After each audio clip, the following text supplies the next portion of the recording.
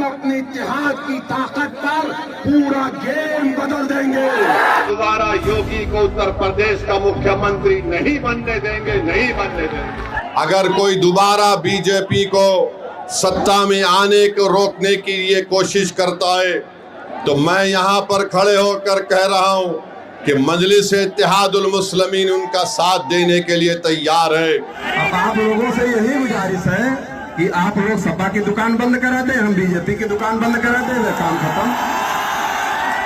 अस्सलाम वालेकुम। उत्तर प्रदेश की सियासत में एक नया सियासी तूफान उठता हुआ नजर आ रहा है और 2027 के असेंबली इलेक्शन से पहले सियासी मैदान में एक ऐसा फैक्टर एंटर हो चुका है जो सिर्फ समाजवादी पार्टी ही नहीं बल्कि बीजेपी, कांग्रेस और दूसरी तमाम पार्टियों के लिए भी बड़ी मुश्किलात पैदा कर सकता है। जी हां, हम बात कर रहे हैं AIMIM चीफ असदुद्दीन ओवैसी की, जिन्होंने उत्तर प्रदेश में अपने मिशन 2027 का धमाकेदार आगाज कर दिया है। बहराइच के मतेरा से चुनावी कैंपेन शुरू करके ओवैसी ने साफ पैगाम दे दिया है कि इस बार ये सिर्फ इलेक्शन लड़ने के लिए नहीं आए बल्कि उत्तर प्रदेश की सियासत का इक्वेशन बदलने आए हैं। मतेरा से कैंपेन शुरू करना कोई आम सियासी फैसला नहीं था। ओवैसी ने बहुत सोच समझकर इस जगह को चुना क्योंकि यहाँ सालार मसूद गाजी की दरगाह मौजूद है, जिसे गाजी मियाँ के नाम से भी जाना जाता है। यह मकाम सिर्फ मजहबी या तहजीब अहमियत नहीं रखता बल्कि सियासी तौर पर भी काफी सेंसिटिव माना जाता है। इसी जगह से ओवैसी ने अपना सियासी नैरेटिव तैयार किया और मुस्लिम लीडरशिप और सियासी हिस्सेदारी का मुद्दा जोर शोर से उठाया। रैली में ओवैसी का लहजा काफी अग्रेसिव था। इन्होंने कहा कि मुसलमान सिर्फ दरी बिछाने वाली सियासत नहीं करेगा, अब मुसलमान सिर्फ दूसरों के लिए भीड़ जमा करने वाला वोट बैंक बनने के लिए नहीं रहेगा। अब बात होगी बराबरी की, हिस्सेदारी की और हकूक की। इस बयान को सियासी पंडित एक बहुत बड़ा सिग्नल मान रहे हैं। उनका कहना है कि ओवैसी अब सिर्फ सिंबॉलिक सियासत नहीं करना चाहते बल्कि पावर स्ट्रक्चर में मुसलमानों की सीधी सियासी हिस्सेदारी चाहते हैं। सबसे अहम बात यह है कि उत्तर प्रदेश में मुसलमान सियासत का मैदान काफी हद तक खाली पड़ा हुआ नजर आ रहा है। एक वक्त था जब मुस्लिम वोट लगभग पूरी तरह से समाजवादी पार्टी के साथ जाता था, लेकिन अब सियासी हालात बदल रहे हैं।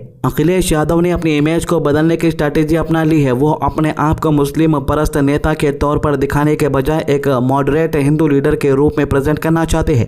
2024 लोकसभा इलेक्शन में जो फार्मूला इनके लिए काम कर गया वो फार्मूला 2027 में भी कंटिन्यू करना चाहते हैं। अखिलेश यादव समझ चुके हैं कि अगर उन पर ज्यादा मुस्लिम अपीसमेंट का लेबल लग गया तो बीजेपी हिंदू पोलराइजेशन का फायदा उठा सकती है। बंगाल से असम तक इन्होंने देखा है कि हिंदू वोट का कंसोलिडेशन किस तरह बीजेपी को सीधा फायदा देता है। इसलिए अखिलेश अब न ज्यादा टोपी पहनते नजर आते हैं और न ज्यादा मुसलमानों के साथ पब्लिक स्टेज शेयर करते हैं। इनका फोकस ब्रॉडर सोशल कोलिजन पर है। यही जगह ओवैसी के लिए एक सियासी मौका बन रही है। ओवैसी को लगता है कि जब समाजवादी पार्टी मुस्लिम मुद्दों पर पहले जैसे अग्रेसिव सियासत नहीं कर रही तो एक वैक्यूम पैदा हो रहा है और इसी वैक्यूम को बढ़ाने के लिए ओवैसी उत्तर प्रदेश में अपनी जगह बनाना चाहते हैं। इनका पैगाम साफ है, अपना लीडर, अपनी पार्टी और अपनी सियासी आवाज। लेकिन यहाँ एक और बड़ी बात समझना जरूरी है। ओवैसी फैक्टर सिर्फ अखिलेश के लिए मुश्किल नहीं बन सकता बल्कि बीजेपी के लिए भी एक चैलेंज पैदा कर सकता है। कैसे? अगर ओवैसी मुस्लिम वोट को इमोशनल तौर पर मोबिलाइज करने में कामयाब होते हैं तो कई सीट पर एंटी बीजेपी वोट का पैटर्न बदल सकता है। कुछ जगहों पर वोट स्प्लिट होगा जो एसपी और कांग्रेस को नुकसान देगा, लेकिन कुछ जगहों पर बीजेपी को भी अपनी कैस्ट बेस्ड स्ट्रैटेजी दोबारा सोचनी पड़ेगी क्योंकि जब आइडेंटिटी पॉलिटिक्स और ज्यादा एग्रेसिव हो जाती है तो पॉलिटिकल इक्वेशंस अनप्रेडिक्टेबल हो जाते हैं। मटेरिया को ओवैसी ने एक सियासी लेबोरेटरी के तौर पर यूज किया। गाजी मियाँ का इशू पहले से बीजेपी और सुहेलदेव भारतीय समाज पार्टी के लिए एक सिंबॉलिक इशू रहा है। ओम प्रकाश राजभर और बीजेपी कैंप कई बार यह कह चुके हैं कि गाजी मियाँ कोई सूफी या पीर नहीं थे बल्कि आक्रमणकारी थे। इनका दावा है कि दरगाह असल में राजा सुहेलदेव के किले से जुड़ा हुआ सियासी और इतिहास का मुद्दा है। राजभर कैंप गाजी मियाँ को पाजी मियाँ कहकर टारगेट कर रहे हैं। इस पूरे इशू पर अखिलेश यादव काफी हद तक खामोश रहे हैं। इस खामोशी के पीछे भी सियासी हिसाब किताब है। अखिलेश नहीं चाहते कि राजभर और पासी वोट इनसे दूर हो जाए। 2024 में इन कम्युनिटीज का वोट एसपी को मिला था, समाजवादी पार्टी को मिला था और ये 2027 में भी इसे खोना नहीं चाहते। इसलिए ये गाजी मियाँ कंट्रोवर्सी से डिस्टेंस बनाए रखे हैं, लेकिन साथ ही महाराजा सुहेलदेव की मूर्ति लगाने जैसे वादे करते हैं ताकि नॉन मुस्लिम बैकवर्ड कम्युनिटीज भी इनसे जुड़ी रहे। ओवैसी ने इसी खामोशी को अपना सियासी हथियार बना लिया है। इन्हें पता है कि अखिलेश इस मुद्दे पर ओपनली नहीं बोलेंगे, इसलिए ओवैसी इस नैरेटिव को पुश कर रहे हैं कि जब मुसलमानों के मजहबी और सियासी मुद्दे उठते हैं तो मेन स्ट्रीम अपोजिशन पार्टी खामोश हो जाती है। इस नैरेटिव का असर ग्रास रूट लेवल पर कुछ हद तक नजर आना शुरू हो गया है। एक और फैक्टर है जो ओवैसी को उत्तर प्रदेश में अग्रेसिव बनाता है और वो है समाजवादी पार्टी से सियासी हिसाब बराबर करना। बिहार के सीमांचल में जब एआईएमआईएम ने अपनी जगह बनाई तब समाजवादी पार्टी ने भी इनके खिलाफ पूरी ताकत लगाई। एसपी के बड़े मुस्लिम चेहरे एआईएमआईएम कैंडिडेट्स के खिलाफ कैंपेन करते नजर आए। महाराष्ट्र में भी सियासी तकरार हुई और ओवैसी के क्लोज एली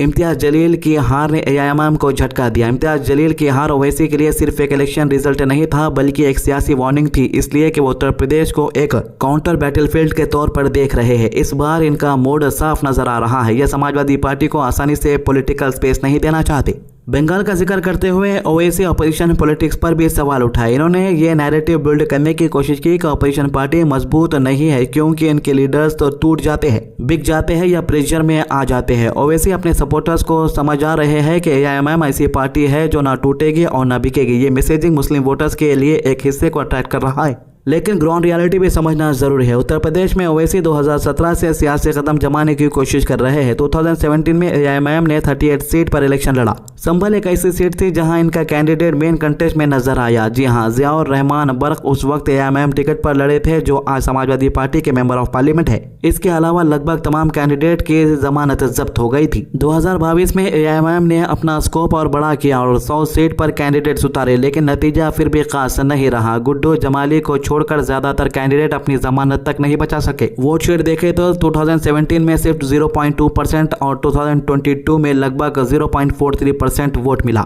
ये नंबर साफ दिखाते हैं कि अब तक ओवैसी उत्तर प्रदेश में इलेक्टोरल सक्सेस हासिल नहीं कर सके। एआईएमआईएम की असली ताकत उन इलाकों में नजर आती है जहां मुस्लिम पॉपुलेशन 50% से ज्यादा हो। हैदराबाद इसका सबसे बड़ा एग्जाम्पल है। महाराष्ट्र में भी एआईएमआईएम को वही सक्सेस मिली जहां मुस्लिम वोट डिसिसिव था। उत्तर प्रदेश में भी ओवैसी की स्ट्रैटेजी इन्हीं सीट पर फोकस करने की है जहां मुस्लिम वोटर्स इलेक्शन का रिजल्ट तय कर सकते हैं। लेकिन यहाँ भी चैलेंज कम नहीं है। उत्तर प्रदेश के मुस्लिम डोमिनेटेड सीट पर पहले से समाजवादी पार्टी और कांग्रेस के एस्टेब्लिश्ड मुस्लिम चेहरे मौजूद है। ओवैसी के पास ना उत्तर प्रदेश में मजबूत ऑर्गेनाइजेशन है और ना ग्रास रूट कैडर। इनके पास लोकल लेवल पर वैसा नेटवर्क भी नहीं है जो इलेक्शन मशीनरी को इफेक्टिवली चला सके। फिर भी इस बार एक चीज अलग है, ओवैसी की एंट्री का स्टाइल पहले से ज्यादा अग्रेसिव और स्ट्रेटेजिक लग रहा है। इसी वजह से सियासी पार्टियां अलर्ट मोड में आ चुकी है। राम गोपाल वर्मा का बयान भी इसी टेंशन को रिफ्लेक्ट करता है जब इन्होंने कहा कि बीजेपी को हराने वाले तमाम दलों को अलायंस में स्वागत है। ये एक इनडायरेक्ट सिग्नल भी माना जा रहा है कि एसपी ओवैसी फैक्टर को लाइटली नहीं ले रहे। सबसे बड़ी बात यह है कि ओवैसी फैक्टर उत्तर प्रदेश की सियासत को ट्रायंगुलर या मल्टी कॉर्नर कंटेस्ट में बदल सकता है। अगर ऐसा होता है तो सिर्फ एसपी ही नहीं बल्कि बीजेपी और कांग्रेस को भी अपनी